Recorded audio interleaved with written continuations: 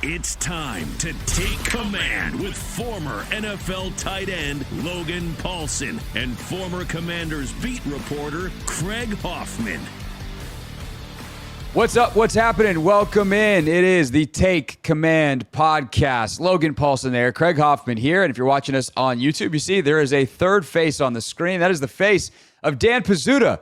Excellent football writer and analyst, amongst other things he's doing right now. Wrote the Commanders chapter in the FTN Almanac, which is a yearly must-read from Aaron Schatz and company. Used to be with the 33rd team and sharp football analysis, and is just... he's super smart. Logan, there's one national analyst who had on my show every single week last year. It was Dan Pizzuta. So, Dan, welcome to the show. Yeah, thanks for having me. So we wanted to do this. We get a bunch of great mailbag questions, Dan, and we had one on like AI and analytics and statistics and the advancement in those areas in football. And Logan and I kind of went, we could probably do a decent answer to this, but I want to get, we both wanted to get someone who knows more about that stuff than us. And as we started to think about who the really smart data people are that we know in the sports media, you were the first person that came to mind. So just as background, how did you get into the data analytics side and viewing football through that lens? And then obviously you do a ton of film work and stuff too. So it's not like you're single-sided, but specifics in the data analytics side, how did you get into that stuff? So I kind of got into it by reading a lot of Football Outsiders. So I think it was really the origin story there is I'm not a data guy. I'm not a computer science type of guy who came into it in a statistics way. Honestly, the first thing that got me into it was listening to a Bill Simmons podcast back in the day. And Aaron Schatz was the guest. And I think they were talking about it was a Super Bowl or something. And just the way Aaron was describing things and how they worked and how we should be thinking about how things worked just made sense to me. So I started really getting into that and, reading Football Outsiders all the time, getting more into statistical things because, I didn't, play football coming up. So that was my kind of introduction to figuring out how some things worked. And then, like you said, I started diving into film more, starting to marry those things. And I think in a lot of my writing is trying to answer why things are happening. And I think when you can kind of mesh two of those things together, that's kind of where I found where it is helpful. You can either look at things from the film, go to the numbers and see is this telling the same story? And then the same thing, you're looking at some of the numbers and then you can go back to the film. And so I think it's just a smart way to kind of figure out what is going on and why that's happening. So what's your process look like? I mean, that's really interesting. Do you do numbers, what your data sets look like? And then how do you, you said, you kind of do both film and numbers. So where does that intersection happen? And do you look at the film first, then go back to the numbers or vice versa? Yeah, it's a little bit of both. During the seasons, usually, I'll, the past couple of years, I've written a really big, Sunday night, Monday morning column. So I'll be sitting there, taking notes and kind of checking on things that I would like to, dig a little bit deeper into. And then I had, access to some things like a True Media, which is, populating a lot of numbers that happen on Sunday night. And I'll kind of dive into that, look at the numbers to see if they check some of the notes that I was making earlier in the day. And I'll continue to dive into that, go back to some film and kind of check on some plays a little bit. So it just depends on what I am looking at the moment and what I really want to dive into. I think there's certainly both things. A lot of times, be looking into, either, an FTN Stats Hub or a True Media, kind of looking at numbers. And then, a lot of things like a True Media and even NFL Pro now, where if you're looking at some of this data now, they have the film available, so you can be clicking on, all third downs that you want to look at. And so I think it's just an easy way to be looking at both. So depending on, if I'm looking at a specific article, sometimes I'll, look at the data, see what it says, go to the film and then see kind of why the stats are saying that. I think it is a fun way to be looking at it too. Logan, I'm actually curious for you, when you play, you watched a ton of film when you played. Was there any statistical stuff that you look at or that any players you think look at? So on what day is that? So on Monday, they give us like a big packet, and usually it has like coverage percentages. So it's like, oh, on first down, it's, what is it? 40% cover 3, 20% cover 4. And then they'll bring these pressures at this kind of rate. And then obviously those percentages change on third down. So I didn't use that as like a ton, because like part of the thing, the muscle you're working is like the reaction to the coverages. So like, can I identify, but you are kind of like stacking your chips, saying like, I'm anticipating 3 because they run that 40% of the time or 50% of the time based on formation and personnel. And then I'm going to adjust to the other stuff. So that was kind of as far as the numbers went for me, because in the moment it came down to more like when you're playing, it comes down to more identification, like in the moment, like, is this the front? Is this the pressure? Is this? Because like the percentages, while like if you're playing cards, it's important and it does kind of help inform your study and your adjustments and all those different things. Like you really got to make sure that in the moment you've identified it correctly. So yes, it played a role, but I do think like the film, the tape, the walkthrough, the practice stuff was definitely more impactful than the raw data, so to speak. Yeah, that makes sense. And I also think too, like some stuff we don't think, like you can put a quantitative number on things, like if the guy's hand is on his knee versus on his hip, run versus pass, like you think of that as a film study tendency. But if that were to be presented to you as 100% of the time on a data set, like technically that's a statistical analysis too. It's just how often you're playing the percentages, you're playing the tendencies, and Dan, things like that. Yeah, and that's, the different types of, analytics. I think like that is a very broad term that not everyone really uses correctly, I think. And, there's a lot of stuff that is just charting data, which comes from either someone charting. And as we get to it, like there is some like AI now that is just like picking up the movements and then charting it.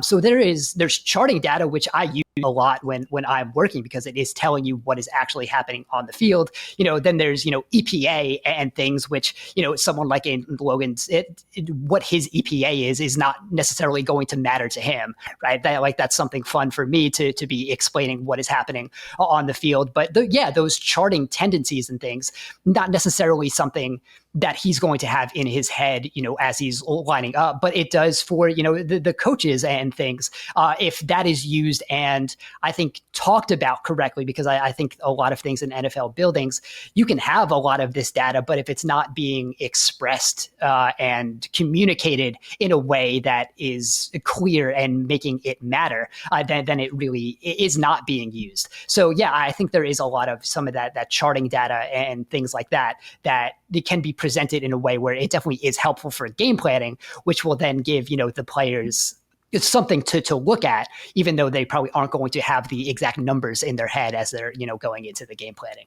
Yeah, that's a good point. Because I think like obviously like for a player, like what's actionable is way different than what's actionable for like a coach. Like I think about the fourth down percentages and how those are slowly going up in the last couple of years. And again, that's actionable on win percentage, right? And that's, you're talking in some cases fractions of percentage points, but when you're looking for every inch, like that's significant for a head coach to kind of be aware of in the game situation, down and distance, score, number of possessions left in the game. Like should I go for fourth down here? And I think like that's again, I'm not saying like as a player, that's too much for me to be thinking about, but the coaches should definitely be thinking about, specifically the head coach here in Washington's case, because that's Dan's kind of area at his call. And I know he has kind of been leaning in more to those higher level analytic models a little bit more recently. So yeah, for sure. I think, something that we've all talked about separately, and I think, Dan and Logan, this is their first time talking, but I know I've talked about it with both of you separately as well, is like analytics are, and any piece of data, whether you want to call it analytics or not,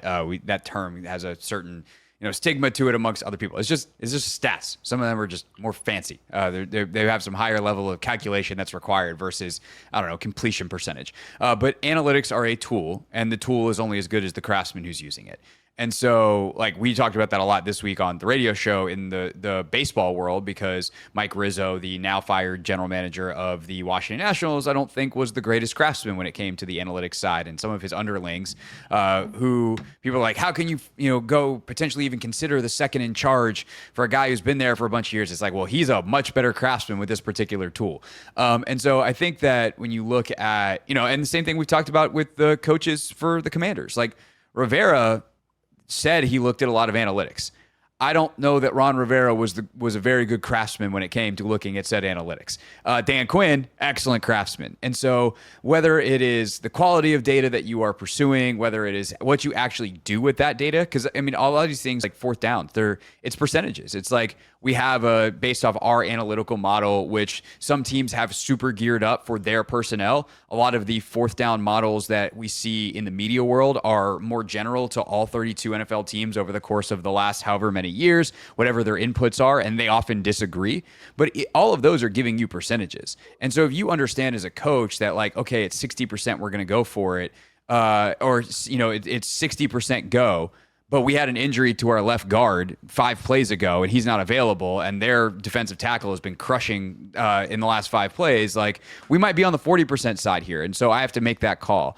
And also the upside is X% winning percentage or estimated winning percentage if we go versus if we punt, there's only it's only a 1% difference. So like what kind of risk do we want to take on versus if we don't get it and the downside side of those equations. So it's not as simple as stay or go. Like all of these things ultimately come down to the decision making, Logan, like you were just talking about, or I think even Dan on the media side, like we were talking about, how do you present the data, how you present the information, what conclusions do you draw from it determines who is using this stuff well versus who is not. Yeah, and I think that is a really important place of how it's talked about and framed. And I think there are some things that, I think it happened in baseball early on to when like the like analytics and things came out. And I think it happened a couple years ago in football where there were some, public voices that were the way they presented it was like we solved football, which is very clearly not the case. And I think that kind of turned some people off to the overall message, which probably would have been helpful to, come into more ears. And I think we've gotten away from that and, slogans and things like, running backs don't matter. I don't think that was a very helpful thing to the cause because that was never true. In a way, there was a lot of caveat to running backs are not the most important piece of a running game. But again, that's hard to say over and over again. But I think there were framings of ways that I don't think were helpful. But I think we've now, as it's gotten more into, the overall kind of lexicon of how we talk about football, I do think it is easier to kind of express some of these ideas now. And there are, I think, better people at communicating these ideas that I think we do have kind of just more of an understanding of how we can use them and why they do matter. So, well, I mean, that's a really interesting point. Like, so what do you think are like the, if you had to give me like a top 3, like what are the 3 kind of biggest analytical pieces that have developed over the last 10 years. I mean, you mentioned the running back thing. I think that's, again, I don't know if that's a great one. Like the caveat there is it's really nuanced and complicated. But then like I think about the passing game, I think about the EPA numbers for the passing game stuff and how everyone's like, you should be passing all the time. Now that hasn't really bore out in the same way. Is there anything that you're like, this is the direction that you like, maybe the future of analytics and something to kind of keep an eye on for the fans?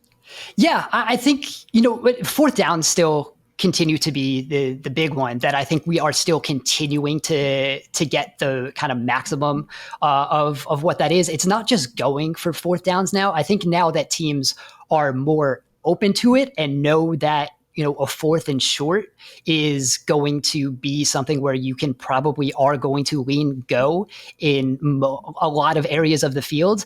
That's now completely changed how third downs work and really also first and second down, because now if you get to a third and medium, I think we saw it a lot with Detroit this year. I think we saw it with Washington too, where 3rd and 7, that might be a rundown now, because if you're gaining maybe 5 yards on a 3rd and 7, you're now setting yourself up for a 4th and manageable, which you're more likely to go for if you are in a place where that does make sense. So I think the fourth downs overall are starting to change how plays are going to be called and how offenses are going to be able to structure themselves on third down specifically, and even first and second down to get into 3rd and manageable too. Yeah, I think that's a really good one. Are there any other, like, when you talk about the advancement of analytics, sometimes it's the advancement of the understanding of analytics. Is there something that you think very differently about now versus like 5 years ago, where you're like, oh yeah, this is how we use this piece of information, and now you're like, maybe not. Yeah, I think, especially this year specifically, I think, how we've talked about the run game in the analytics community has certainly changed. And like I said, a bunch of years ago, I never fully bought into, running backs that don't matter. Clearly that is not the case. But how we saw how teams can, with so much passing and how that was more valuable, offenses started to try to get that to be more efficient and optimize to that. And defenses then were starting to optimize towards stopping the pass. Then we see a little bit more of a comeback for offenses. We can get a little heavier in personnel. Now that we're running against lighter boxes, having a run game is now more valuable for us because the defense is not selling out to stop that. So we do have some more room to work. So it's finding that balance and know that there is never one answer here. Like, again, we have not solved football. There's going to continue to be kind of this cyclical effect of what does and doesn't matter and how valuable that is on the field. So I think last year we saw the EPA between passing and running was closer than it had been in like decades. So I think that is, and to go off that, I think if you kind of have a quarterback that doesn't run, I think you're setting yourself in a box where there's such a small margin for error. And I think, Craig, we talked about this kind of every week with Jaden Daniels, right. Having a quarterback that can run, especially a young quarterback, it just increases your margin for error to allowing him to develop kind of on the fly. There were mistakes kind of that this offense could get away with because there was a way to bail yourself out of those mistakes, which I don't think, Jared Goff, when he was a rookie, there was not that, break glass in case of emergency piece. If the offense wasn't working like that, it was a dead play. So I think we have seen the value in scrambles too, where if you're having, playing 11 on 11 like that, we've seen the value of that happen and it bears out in numbers. And I think it bears out on the field too. It's really interesting to hear you talk about that because like I don't know, maybe my old football person comes out and is like, it just seems like good football philosophy. Like you just want to put the defense in conflict as much as possible and subvert expectations as much as possible. So it just seems like if you're operating under sound, like I'm an offensive guy, like sound offensive construction, sound offensive play selection, then you're going to be able to keep the defense off rhythm, right? Like kind of like what you're talking about with the run game, right? Like if we're getting a lot of two shell, if we're getting a lot of like light boxes, we should attack that. We should attack that weakness and force them to adapt what we want. So, I mean, I'm sure there are numbers that support that, but that also seems to me just stupid former football player, like common sense. You know what I mean? Like that's the thing that I've like we get all these numbers out there, but like, I'm more likely to get a first down on 4 downs instead of 3. Like there's all these different things that just seem intuitively obvious. And so I guess what is the actual advantage of some of this data if you are operating under sound principles? Yeah, I think it is, kind of one of those things. It just kind of depends on, I think, how it is being used. Like you said, I think the best way is, I think a lot of the optimization in football is helping for things to get better, right? Because I think like in baseball, it's, the home runs are nothing really. It was kind of like how analytics started to play out. But in football, it is, being more aggressive. And I think that does lead to, more points and things. So I do think it is, like you said, there is certainly a marriage. I think the analytics people and the film people and like the old school football people, they're trying to get the same things across. I do think they have the same goals in mind. So I think they're just kind of talking in different languages. But I think the teams that are at least doing it the best are the ones that are just communicating those back and forth between those two sides together. So I don't think there is, like the 4th downs and things, the teams that have been going just against that. And like, I think those are teams like at a detriment. So I think you can optimize play calling a little bit because of it. And I think it's a lot of things, off the field too, and how you're scouting some numbers that you're looking at. So I think there are just definitely edges that you can get from this. And if you're not using it at all, I think you are just putting yourself at a little bit of a disadvantage. Yeah, I feel like it's a matter of taking away some of the guesswork, right? It's like we watch film and we think this, and it's like, okay, well, now we have data to back it up. And something like an EPA per play can be like, hey, this is a way, like we feel like this is really good for our offense or really damaging by this offense that we're scouting. And now, like, look at the numbers. It puts it into more black and white versus vibes.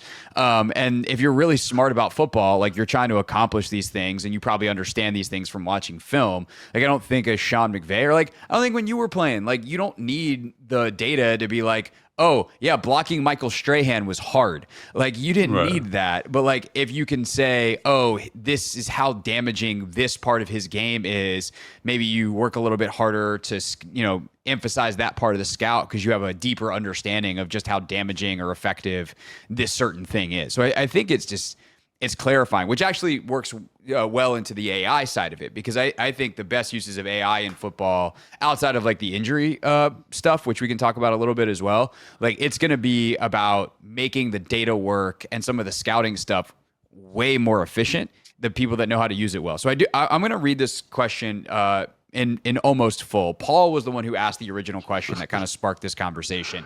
And he goes, hey, Craig and Logan, because he didn't know Dan was going to be here. A question for you both that I think is perfect for off-season discussion. We're seeing AI revolutionize everything, but I'm specifically curious about real-time application in football. Current AI deployment might be film breakdown, statistical analysis, player evaluation, but what about live game decisions? And he lists out, like play calling type of stuff.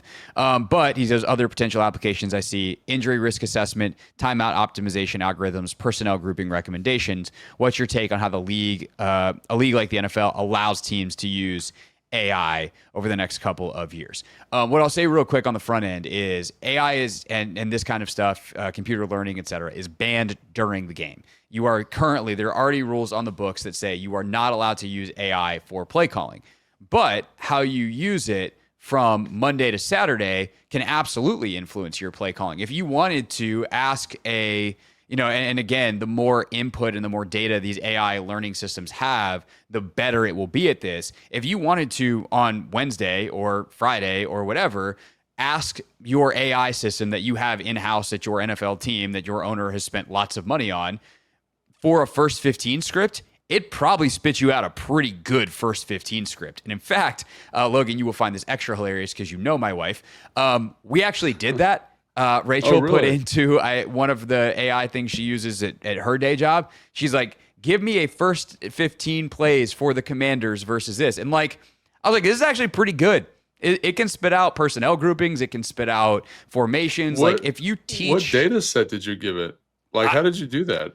It scoped the internet. And imagine if instead of scoping the internet for football stuff, you have input your playbook and it's got data sets on your players' productions, and that data is specific not just to like general like catches, yards, etc. It's got the advanced route running, separation, types of routes. It's got all this stuff in it. It probably spit out something pretty good. Of course, it's only going to be as intelligent as the people teaching it. So the better inputs will result in better outputs.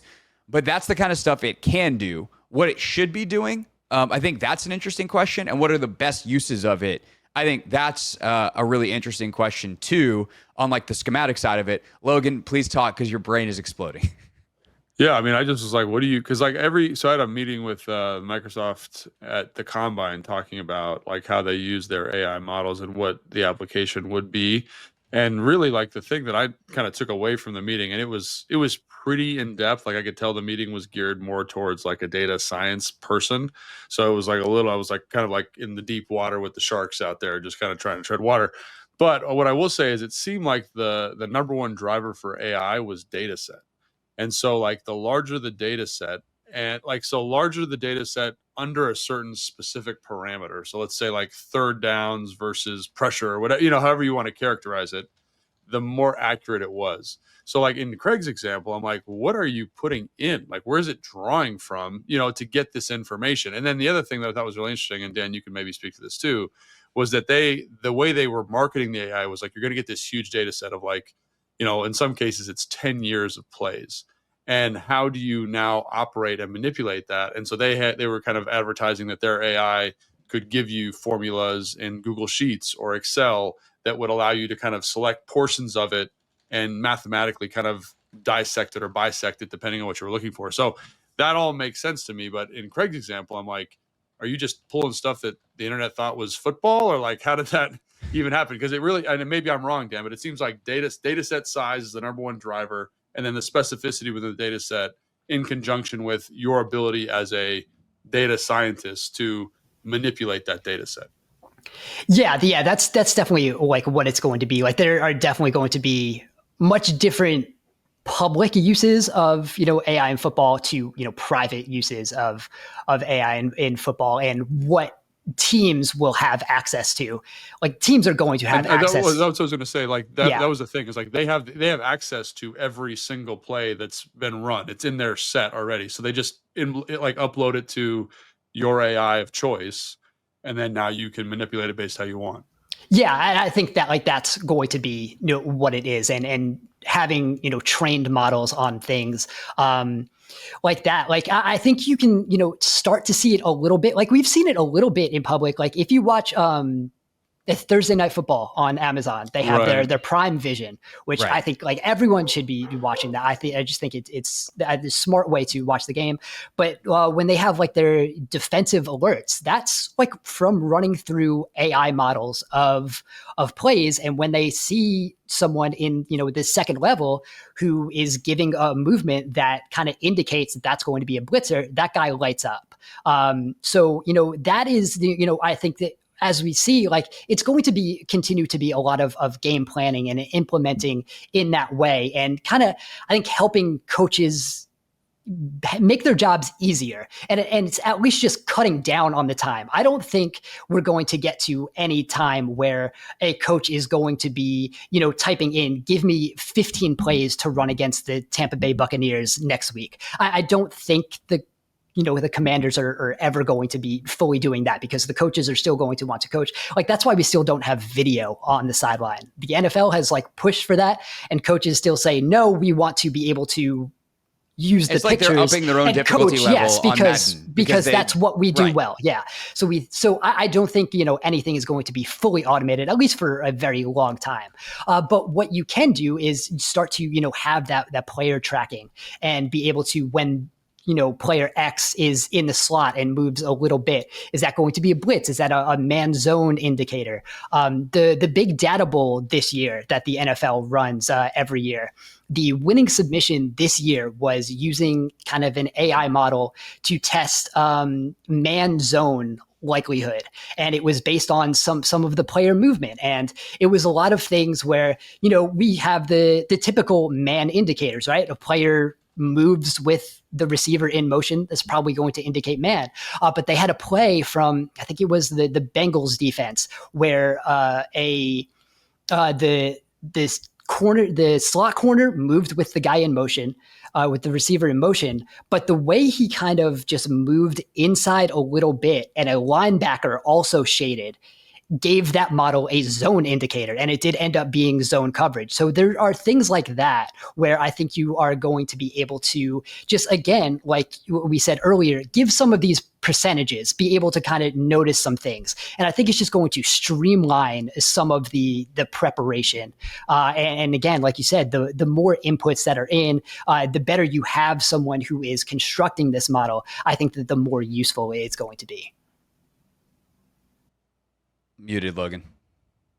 Are they using film for that? Because that's something I've always wondered about. Like, because that's the hardest part, is like the subjectivity of film. Like, obviously, when you get a raw data where you've had some intern input, 60 or 70 plays in a game with the formations, the hashes, the splits, all that kind of stuff, that makes like sense to me. The one that I think is really cool is the film stuff, because like that's where, like, everyone talks about like Tom Brady watching film or Peyton Manning watching film and what they're picking up to kind of discern what coverage it is. Like if you could have a model that kind of helped lay out or help teach even incoming players, like what that looks like, I think that would be really cool. So are they using film for some of that stuff, or is it all inputs, manual inputs?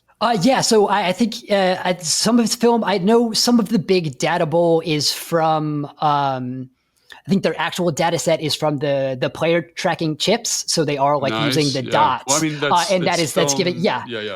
And I do believe there are, teams do have more advanced tracking where I think they at least this year, maybe this year's the first one where there's going to be a like 3D model of the tracking where you are going to get that, and that's how these inputs are coming in. Yeah, so it's not someone sitting and marking. They are getting the actual player movement from these chips, at least cool. for the big data bowl. Yeah. And there are a couple things. Field Vision, which is a fairly new the company. I do believe they also have been like using some like AI charting as well. So yeah, it is coming directly from the film. Yeah, the ability for AI to watch film is early, but is already in existence and is definitely getting better, which is crazy. And that's actually where some of the injury stuff comes in, is the sharper the AI gets on basically 3D modeling players, the better it can say, like based off of postural data, like, oh, when the player gets in this position, like bad things happen on a more frequent basis. And so that is where like the health and science, and Logan, that we could do a whole separate podcast on the strength and conditioning side of it. And, maybe we'll put Goras in a box and we can do it one day. But that part of it is really fascinating.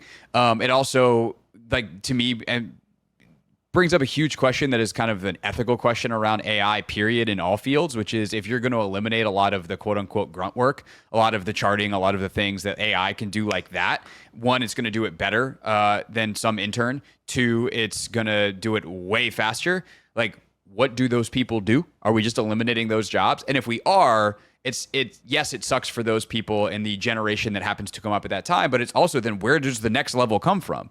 Like at one point, Dan Quinn started somewhere at the bottom of the food chain. Like what is the bottom of the food chain if it is not this very simple work that is kind of how you learn football at the NFL level? And I think that is, it's the same thing like in big law or in law world. Like if you can replace associates who do a bunch of this research type of work with AI that can do it better and faster, well, then how do they learn about all the laws that they're going to need when they become partners and start doing that kind of work? So like that's every industry, but it is a huge question that I think the NFL has to wrestle with. But those are also some of the applications and how that works from charting to film, et cetera.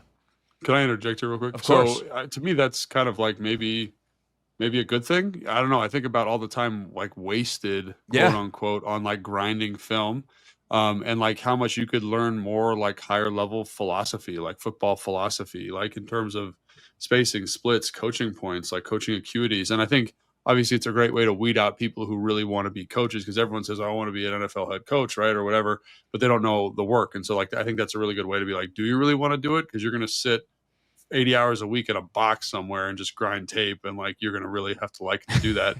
But I also think like maybe it helps like kind of grow the game or blossom the game, because now we've got more creative minds thinking about, how to beat cover two. Like what does the spacing look like? How can we get more one-on-one matchups, like protections, things like that. So I don't know. I kind of feel like it might be a good thing. Maybe the overall IQ of initial coaches goes down a little bit, but I do think like it would just like for I think about for Kyle, like if he didn't have to grind 20 hours of film a week, he cut that down to 10. Like think about how much more comprehensive the game plan could and should be. Right. Well, and then the other part of that is as these models get better and what's called the large language learning models, right? And so now, Logan, sometimes we'll be prepping for a pod and you'll be like, hey, can you look up this stat on third down against cover two? And I'll be like, no, I don't have access to that. Or sometimes now with NFL Pro this season, I was able to say yes a lot more. Dan, the stuff you can do with True Media, but like how many filters do you have to click? If you can just type in an AI model, I want all third down snaps versus cover two or two high shells. And it will not only just spit out some data set, but it will spit out the film and a link that will take you to all of that film sorted. And you don't have to be some computer wizard. Like that's the thing that Sam Schwartzstein, who Dan, I know you know who he is, but Logan, he's the guy who's kind of behind the Amazon Prime Vision stuff. He was on with our pal Robert Mays on a podcast about this stuff a couple weeks ago, and he said when he's working with teams, that's the biggest thing is like, how do I make this accessible for coaches? And and basically it's like we put it in film. Because if it's not film, a coach isn't that interested. And so instead of like the data set side, it's how do we use the AI to spit out some film and let the coaches do their thing? And obviously, Dan, as you were talking about earlier, that's what coaches love. They love to be coaching. Yeah, and I think that's kind of the thing where it does make it easier. And again, like you're probably going to have some low level type of employee probably like double checking what this is. I don't think there's anyone especially at the beginning in these buildings. Yeah, especially in the beginning, who's just going to blindly be trusting that all of the inputs are correct. So I think there is still going to be some quality control there that's going to be needed from, some of those, lower level, coaching, either the interns or, QA guys who are going to be coming in that way. So, but yeah, like you said, I think is all of it. I think is going to be making some of the jobs easier of things that took a while. And again, that's what like digital film ended up doing. It used to have to, it was called cut ups because you would have to, cut up the film and, actually that took hours to do. Now you can, just click on a play and it pops up. So I think there just are things like that where you are making some things that didn't necessarily help in game planning or a better understanding of the game. You're making some of that easier. Like you said, it is now going to be more time to think about ways that you either, can be beating some of this other, how do you beat the cover two when they're playing in a certain rotation, and also like it's not going to be giving players the exact coaching points too. So there is still a lot of that's going to be needed. We're not completely replacing a coaching staff or anything with any of these AI models. You still got to know what to do. I'll say it kind of goes back to the question a little bit. It's like all the stuff we talked about was how you use it to prep your game plan, which I personally think is the most important part of anything. If you're coaching, it's prepping the game plan, because then if you know what you're coaching, then obviously practice becomes more specific, blah, blah, blah, blah. But I think the other thing too that I think is interesting is there any application to some of the situational football that the question asked about, like 2 minutes, fourth down percentages? Like, do you just run those earlier in the week and kind of develop your sheet and then go off of that? Or is there anything like real time you could do in a game? Like, I know we can't use AI specifically, but if I'm inputting my own data set, like in game, like, is there any way I can kind of keep track of some of that information? I don't know. Yeah, I think that's, I think still any real time calculations aren't allowed. I know like even, guys who were like analytics guys who were up in the booth, and even the guys who were like on the headsets, they still have like a printout of, calculations of fourth and two. And so it is, I think, just going to be a during the week thing. And again, that is one more thing where you might not have to spend as much time putting together those numbers. Now there's more time to potentially be talking about situations and running through and things like that. So I don't think we're going to get to a point anywhere in the near future where, someone's sitting with a laptop up in the coach's booth and, putting an input of the fourth down that's about to happen to give, exact real-time numbers. I don't think the NFL wants that. I don't think coaches want that. Again, like we still don't have video on the sideline. So I think we're, 5 steps away at least from, having that type of stuff happening in real time. But I do think, the preparation is probably going to be easier, more efficient, and gives you more time to actually run through that and explain to coaches, why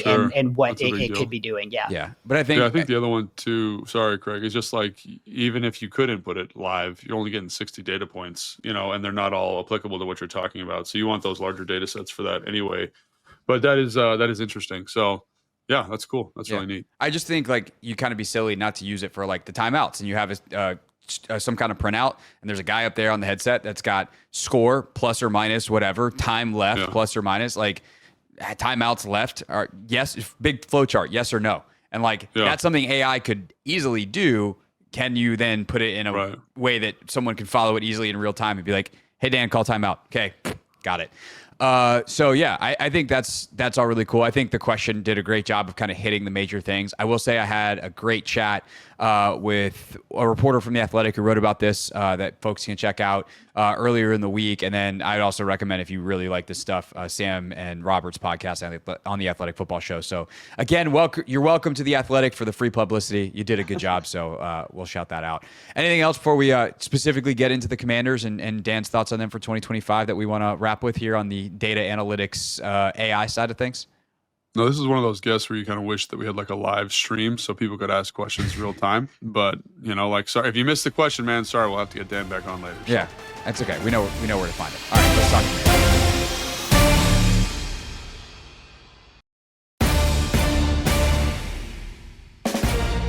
Take Command podcast. Dan Pizzuta with us today. Logan Paulson, of course, there. Craig Hoffman here. And Dan, you wrote the FTN Almanac's Commanders chapter this season. So you watched a lot of film. I know you think about the Commanders all the time because you had a radio hit every Thursday during the season. So you spent plenty of time watching the Commanders last year to make sure that you came on our show and knew what you were talking about.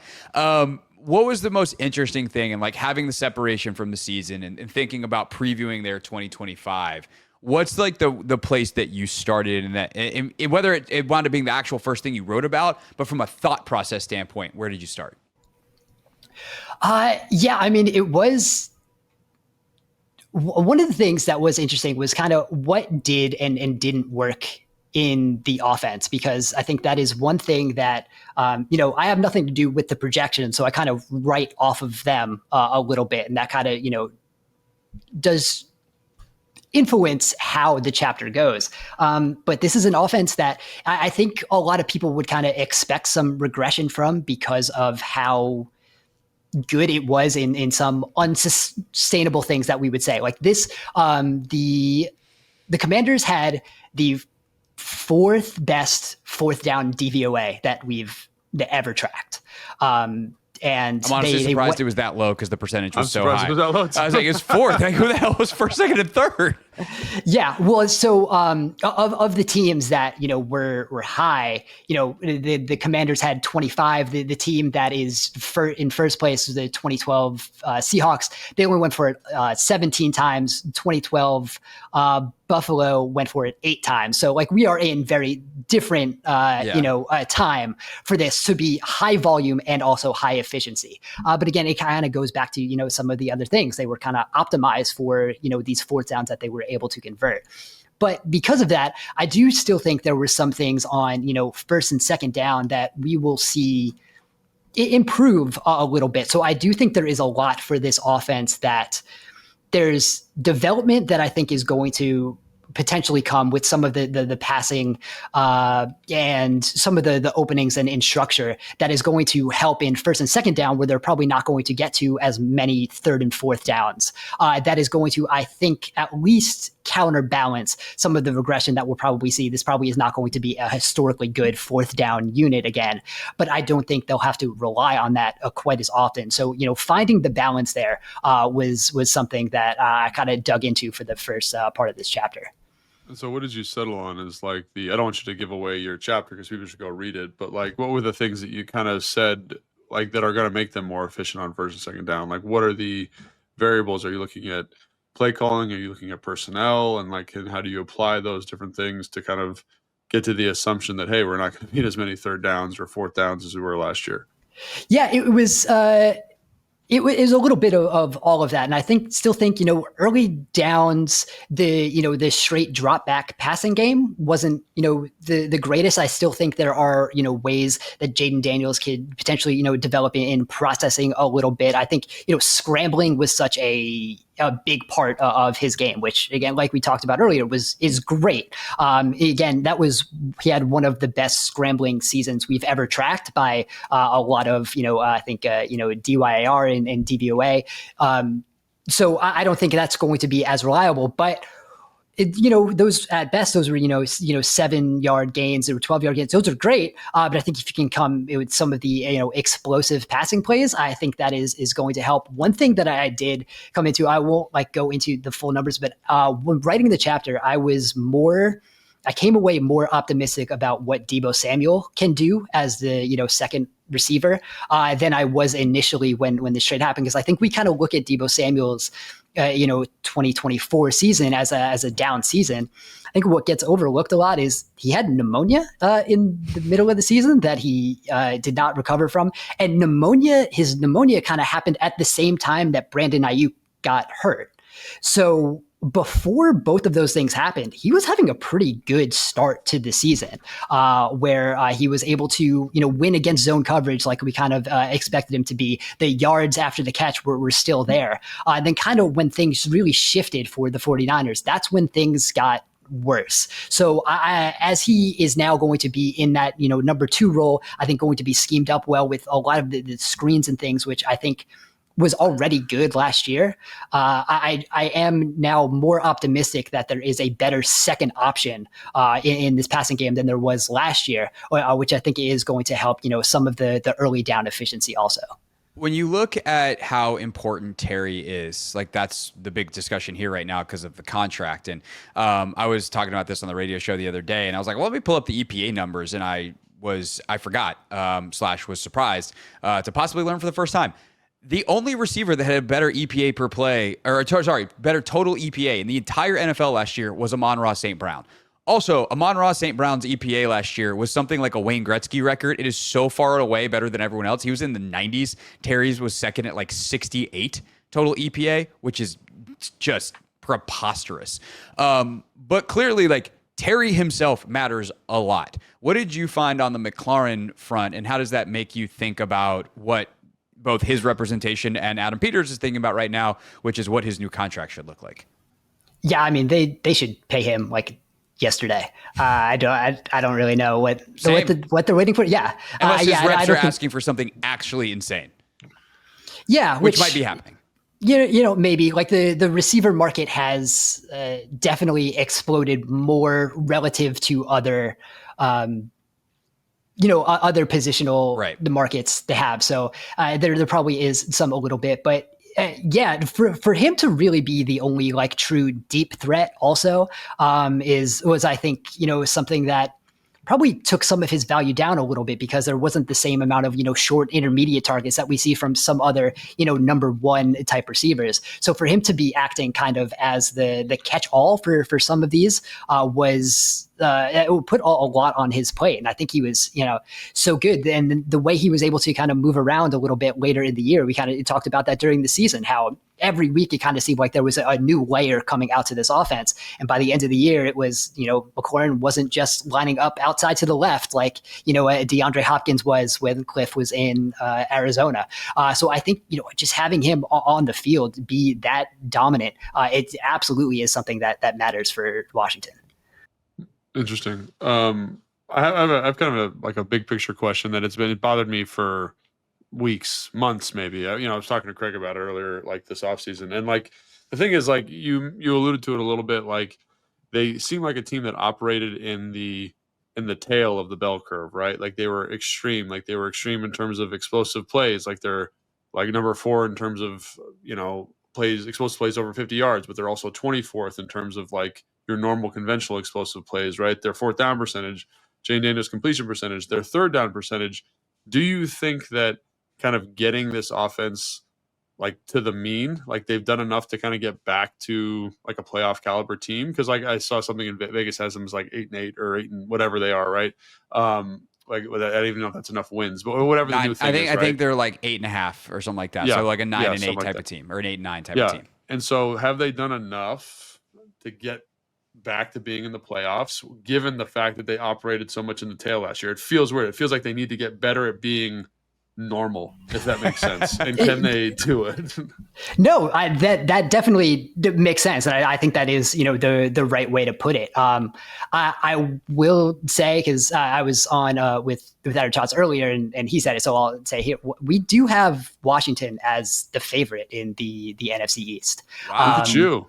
Look at you. You're on the right podcast, bud. You're on the right podcast. So like I wrote the Eagles chapter also. So like, part of that is there's a lot of turnover for the Eagles on defense, right? So as much as we do expect them to be, we have the Eagles as one of the most like well-rounded teams in the league. They're like top 10 in DVOA for projected in all three phases, but they're, eighth, seventh, they're borderline top 10. So for the Eagles, we're not expecting them to once again like be the number one defense in the league, and they also have one of the hardest schedules. And I think that just is just enough. So for Washington, we do project this offense to still be good. And like you said, I think there are things from the schematics that I think just from Jaden Daniels' ability to be a year two guy, have another year under his belt. I just personally am optimistic from the progression that we saw from that offense throughout the year. If it was just a static offense throughout the year and they were just really relying on Jaden Daniels bailing them out sometimes, which they did, I would be a little more pessimistic, but I do think there is a kind of a linear progression of things they were continually adding to the offense to make it better. But with the offensive line, I think that is certainly, they really made an effort to do that. And I think that is certainly something where I think they could have easily stood pat and be like, we were able to get around this last year. I think we can still do this. So, they did put a lot into it. Now, I'm not sure how much of an upgrade it is, but the fact that they did look at some of those pieces and thought at least, we're going to raise the floor here and then hopefully still be able to coach around it. I do think that is, what's going to help. And so the projections also are really big on the defense just going to average, which would be a significant improvement from last year, which I think that might be a very optimistic projection too. But if, some things do work, the interior pressure helps. I think the secondary right now, I do think has a higher floor than it did last year where you just kind of couldn't cover anybody. Marshawn Lattimore doesn't have to be, the best cornerback by DVOA, which he was like in his early half of the season with New Orleans last year. But I think just kind of having pieces that fit together where there's not a very significant weak link, outside of edge rusher. But I do think they can scheme around that a little bit with some of the more fun things they can do for Frankie Louvu. If you're not in so many third and longs last year, when they were in third and long, they did a lot of fun, creative things like going back to the film. There was a lot of very fun, Frankie Louvu blitzes, but they weren't good on third and long at all because somebody was always open. So, some of those, cool pressures that we would kind of look at and be able to, so for some other teams that would, really matter and get to the quarterback was just able to get the ball out because the coverage wasn't there. So if this defense can be somewhere around average, we do expect this offense to counteract some of the unsustainable things with some natural development. And we do have them as the slight favorite to win the division. I can't wait for Eagles fans to get mad. I'm so excited. So when you talk about the defense, it's funny because I think the philosophy is kind of the same. It's like we need to be way better on first and second down and like be way more normal. And if we can not be really bad against the run, like the edge rusher stuff, the coverage stuff, like it won't matter as much. And we hopefully made that a little bit better. Obviously the Fowler missing piece is big considering the production that he had from a sack standpoint. But Logan and I have talked about this a lot, and I don't want to like lead the witness too much, so to speak, but like, where does the solidity of the projections come from, and how much do you buy into the fact that this defense can be at least average in 2025-26? Yeah, I think it does kind of stem from not being like a league worst run defense, and having some more of that interior, bulked up, which I think it should help. So if you're not getting gashed up the middle in the way they were, you do have second and long now might be a thing that you get to, which they weren't really getting to all that often. So that helps in some third downs too. So I think, being more sound against the run certainly helps. I do think we like their corner additions. I do think a healthy Marshawn Lattimore is going to help. I like Trey almost a lot. I think being able to move Sanderson into the slot is definitely going to, I think that is, in addition by just kind of moving some pieces around, having him play his more natural position. So I just do think there is a lot there where I think we just don't expect them to be so bad at a lot of things, which I do think just kind of incrementally does make them better at some of the other things we should expect them to be good at. Sounds good to me. Let's be good on first and second down. Logan, that's going to be the theme of the season on this podcast. Like, go Commanders, be good on first and second down. Everything else will work out. Both sides of the ball. Yeah, on both sides of the ball. Some decent running, some very good run stopping, and maybe it'll be less of an adventure. Because man, winning by on the last play, that's super fun. The last drive, that's super fun when you do it all the time. It's just the doing it all the time part that seems kind of hard. Dan Pizzuta, you can read the FTN Almanac. Dan, do you guys have a drop date for that? Monday. Coming out Monday. Logan, you have the rest of July planned. You get to read the FTN Almanac. You get to read the Almanac. There's a lot of info in there.